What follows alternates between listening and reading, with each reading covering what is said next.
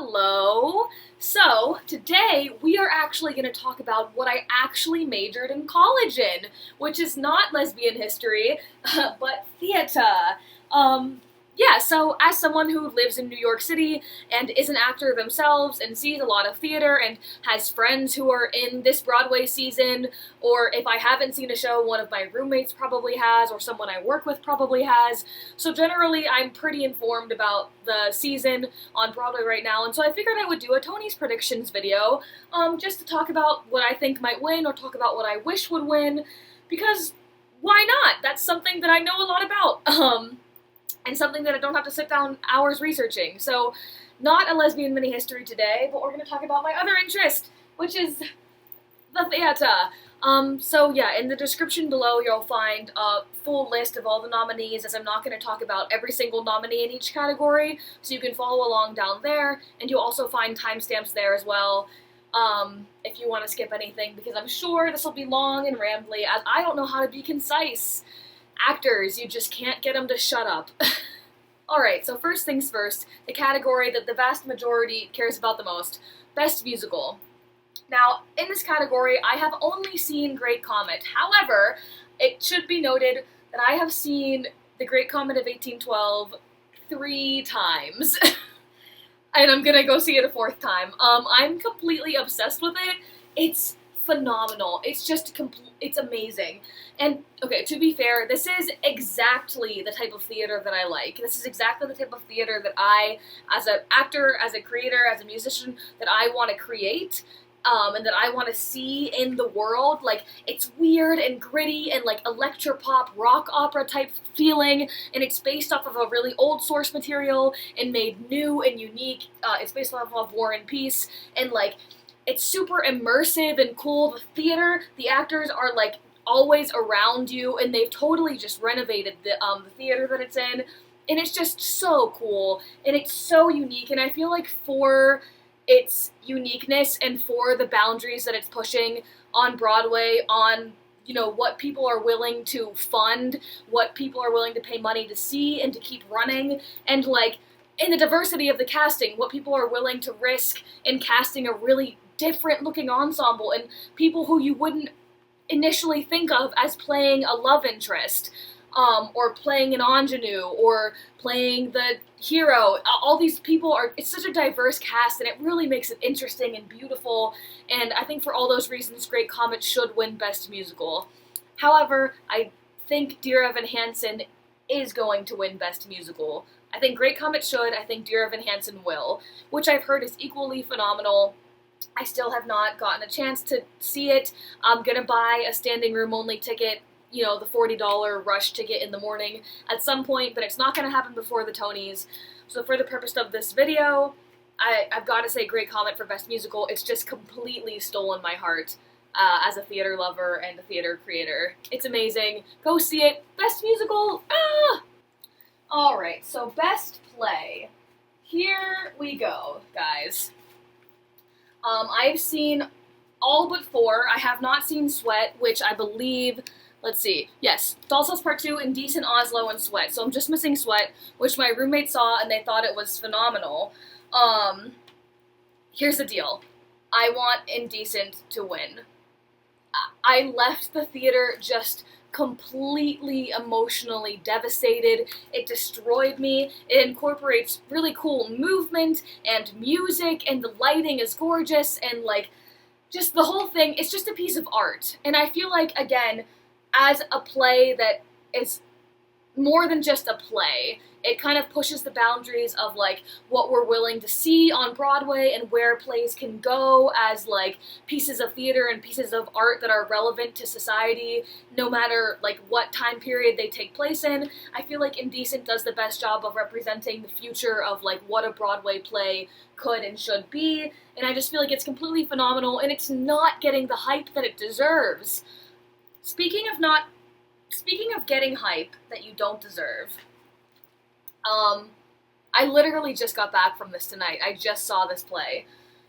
So here's the deal. I love A Doll's House. I love A Doll's House so much. It was like my final acting piece in college. I played Nora. I know the show front and back. I love Ibsen. So I was highly, highly skeptical of A Doll's House Part 2.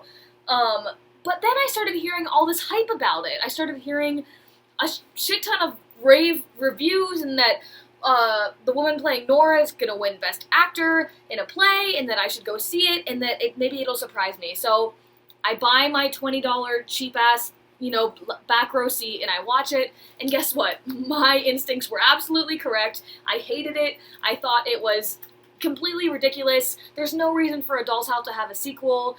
I mean, it's a Broadway play, so of course it was wonderful. The acting is wonderful. But no, not my cup of tea, not good, does not deserve the hype that it's getting.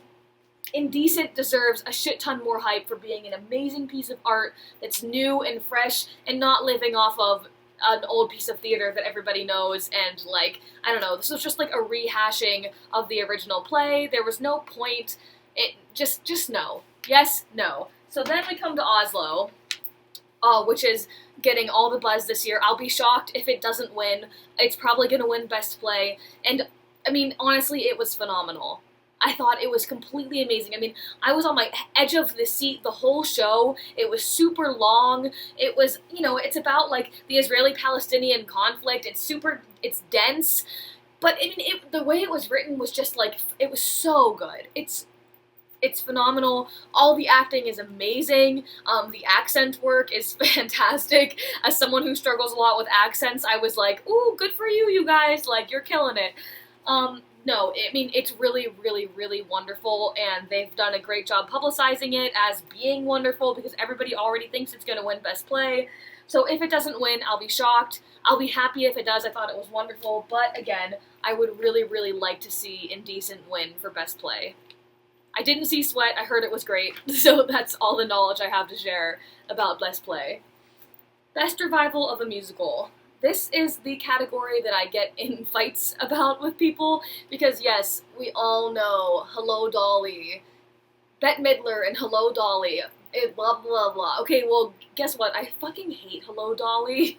It's the exact type of theater that I'm interested in, that I feel like I have a part of, that I have any interest in creating or producing or seeing put back into the theater world. I just don't give a shit about it.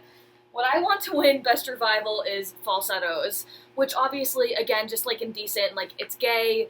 Of course it's going to resonate with me personally, but I just thought it was so wonderful. I mean, Falsettos might be one of the best pieces of theater that I've ever seen.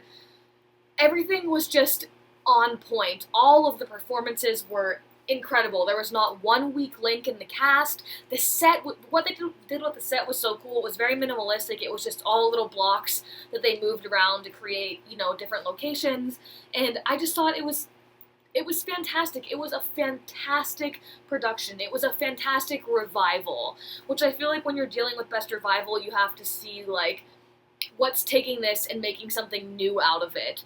And from what I've heard, Hello Dolly it's just Hello Dolly again, with the same costumes and the same aesthetic, except Bette Midler is in it, and blah, blah, blah. But, Falsettos, I feel really shined a new light on the production itself, and I don't know, I just thought it was super, super phenomenal, and I would love to see it win. Again, as theater that I feel is more than just a play or a musical, but its own standalone piece of art that's really forwarding what Broadway is doing as far as creativity and diversity and just uniqueness goes. Falsettos, Indecent, Great Comet, these shows are what I feel are really pushing those boundaries for me, more so than they're also very, very fantastic rivals like Hello Dolly or Oslo, or Dear Evan Hansen. But I feel for me, when I am thinking about what I want to win, I'm also trying to consider what I feel is really just kind of pushing us forward as a people who create art. And I feel it's shows like this that are leading the way towards our bright future as theater viewers and creators. As far as Best Revival of a Play, I've only seen Little Foxes in this category, so I really can't make an informed decision. From what I've heard, I think that Jitney has a good chance of winning. But as far as Little Foxes goes, it was wonderful. Laura Linney absolutely destroyed me. Cynthia Nixon and Laura Linney switch roles every night, so I saw Laura as Birdie and Cynthia as Regina. I would love to go see it again to see them play the opposite characters. But yeah, it was wonderful. I would love to see it win. I don't really know if it deserves Best Revival because I'm not sure what the original production was like, so I'm not sure if it was really that like creative or amazing of a revival. So I really don't know. I'm hearing a lot of good things about the other shows as well, so honestly, I'm really not sure. I really enjoyed this though, and I highly recommend it. Best Actor in a Musical. I love me some Groban. I love me some Josh Groban. He was great as Pierre. Christian was amazing in Falsettos. He broke my heart. However, I mean, it's gonna go to Ben Platt. Like, it's all anybody can talk about is how incredible Ben Platt is in Dear Evan Hansen. So I'm expecting it to go to him, and it probably should. From the sound of it, it sounds like he's phenomenal. So Ben Platt. Best Actress in a Musical, I think Denée should take it for Great Comet. I really think she should. She's a new face in Broadway, in the industry. I think it would be fantastic to see someone like her take home the Tony. I saw Eva on the West End in Miss Saigon, and she broke my heart. She's incredible. And again, this is just me ignoring Bette Midler, ignoring Hello, Dolly, which I'm sure is fantastic, but like, I would much rather see Denée win for Great Comet, obviously because I love Great Comet, but also just because, I don't know, I would just rather see like a fresh face win for a fresh piece of theater. That's just my style. For Best Actress in a Play, I've seen all of these shows except for Glass Menagerie, except for Sally Field and Glass Menagerie.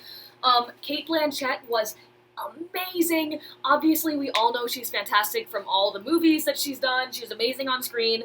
She's amazing on stage. However, I feel like the Present's limited run may hinder her from winning this category, but she was fantastic. I would love to see her win.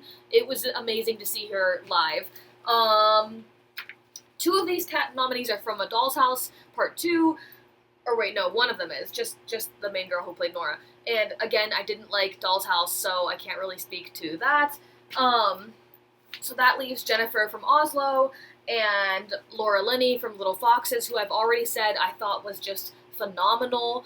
I also thought Oslo was phenomenal, so honestly it could go either way for me, and I would be happy. I think I would actually prefer Jennifer from Oslo. She was really incredible, and I feel like carried the show for a lot of it, so. For Best Actor in a Play, I would definitely have to say Jefferson Mays in Oslo. I think, however, the actor from Heisenberg may take it, just because that play kind of got snubbed as far as Tony nominations go. But yeah, Jefferson was amazing. He was also amazing in Gentleman's Guide, which I saw years ago. Fun fact. Best Featured Actor in a Musical. This category hurts me, because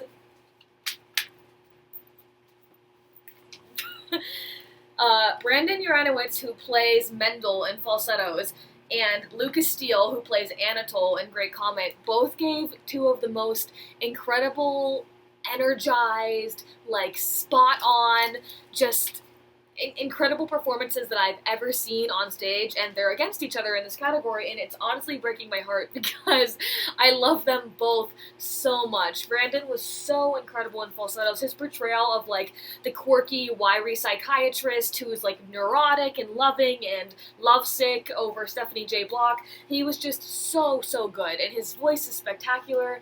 He's amazing. That being said, I have to go with my heart and say that Lucas Steele should win, because it's just like looking at one of those fluorescent Christmas light bulbs that suck your eyes in and you can't look away. That's what it's like watching him on stage. There's just so much finesse and so much, like, focus and, like, exact work in every single one of his movements that you can see he's put into his character. You have to go see Great Comet to see Lucas Steele, because he is just so, so good. And also, like, I definitely have a straight crush on him, so that's influencing this a lot. If you can't tell, I'm in love with him. Yeah, he's so, I can't stress enough how incredible he is, and I think he is going to win. I definitely think so. You have to go see him. He's so good. For Best Featured Actress in a Musical, I've only seen Stephanie J. Block in Falsettos, and she was amazing. However, I think that Mary Beth Peil from Anastasia may win this. just because Anastasia's a little light on the nominations, and I've heard really great things about her performance, so I'm guessing that she may win this category. For Best Featured Actor in a Play, I saw Michael in Oslo and Richard in Little Foxes, and they both were very, very good. They're both phenomenal. I'm using the word phenomenal way too much. I'm not sure who's going to win. They were both really great, and I would honestly be happy either way. Best Featured Actress in a Play. I really don't know because 2 of these nominations are from Sweat, which I didn't see, and 2 of these nominations are from A Doll's House, which I didn't like. And I'm just kind of perplexed, because seriously, you're gonna nominate the woman who played the maid in A Doll's House right after she already won the Tony for The Humans, like, last year? But you're not gonna nominate any of the amazing performances in Indecent? What? There's like 3 female characters you could have given a nomination in this category for, and instead you nominate 2 characters with like 5-minute monologues and that's it from A Doll's House? Instead? That just blows my mind. I think that's complete crap. I just hate it. That being said, I don't know. I saw Cynthia Nixon. I didn't think she was as good as Laura Linney. But I don't know who should win this category. I think there should be a write-in, and we should nominate the female cast of Indecent. Or Sweat, because I'm sure it's great and I didn't see it, so... For Best Director of a Musical, I do genuinely think that Rachel Chavkin is going to win, and I think she deserves to win for Great Comet. I mean, it's just phenomenal. Her vision and the way she thought to change the theater and the way she has the actors moving all around and interacting with each other, and just the immersiveness and the lighting and the costumes and the way everything comes together. Her vision is very clearly portrayed, and I love that she's a female director who's out there killing it in a category where we don't see enough female directors, so I really hope she wins, and I think she will. For Best Director of a Play, it's really a tie between Indecent and Oslo for me. Either way, I'll be happy. Best Book of a Musical will probably go to Dear Evan Hansen. Best Score of a Musical will probably go to Natasha Pierre. The music in Natasha Pierre in The Great Comet of 1812 is so fantastic. Dave Malloy is a genius, and I don't understand where the hype is around him, because he should be getting Lin-Manuel Miranda level praise for what he did with Great Comet, but the hype is not there in the same way it was for Hamilton, and I don't understand, because I feel like he's right there on that bar doing the exact same thing, and like, he really deserves everyone to be freaking the fuck out about what he created, because it's really, really cool. And like, he did the same thing. He wrote it and he starred in it as Pierre, and I don't know, it's really awesome. It probably should win Best Score. I hope it does. Dave Malloy is a genius, and I can't wait to see what he creates next. I'm going to stay quiet on the technical awards, and I know everybody says that when they go through their list of nominations, and it's not because I don't think that I can appreciate costumes or sound or lighting. It's because I haven't seen enough of the shows. I haven't seen Jitney or The Front Page or Anastasia or Groundhog Day. So when I talk about costumes and lighting and set design, it's just going to be me praising, you know, these guys over and over and over again. And we're not going to get anywhere. And I'm sure that there were amazing costumes in Anastasia, and the set design of Jitney is fantastic, but all I know are these 3, so that's all I'm going to be able to talk about as far as the technical awards go. And by the way, they all had amazing costumes and lighting and set design. Actually, for a second though, I would like to say that the lighting in Great Comet is really fucking cool. If you can't tell, I really like this one. I'm a big fan of this season. I love living in New York City, where I can go and spend $40 on a rush ticket if I'm off work for a night. Seeing theater, see, I'm lisping, that's how excited I am. Seeing theater is so phenomenal. Go support your local theaters, go support your regional theaters. I just saw Julius Caesar at Shakespeare in the Park last week. It's free, it's amazing. There are so many ways that you can support art, even if you don't live in New York City. And hey, come to New York City, come see shows, go to college for theater, go to college for playwriting, or set design, or acting, or teaching, and just continue on the art and don't let it die, and continue to support these amazing shows and productions and directors and writers, because theater changes lives. It really does. I mean, like, seeing these shows each each time I leave a theater, I leave with a new perspective that I didn't have before, and I feel just so blessed as a person to be pursuing this with my life and being able to dedicate so much time to seeing great art and, you know, making great art, and it's just a really, really great thing to do with your life, and I would highly suggest that everyone go out and see a show, see a play, see a musical, try out for a play or a musical, and just make theater a part of your life in any way you can. I'm super excited for the Tonys on Sunday, even though I'm going to be working during them. But it's a really exciting night in, you know, the theater world, and I'm super happy to celebrate this amazing season and, you know, just honor all the hard work that everyone's done. Thank you so much for watching this probably absurdly long video, and I'll see you next time here on this channel of God knows what I'm doing with it. So, yay! I love spending money on shows!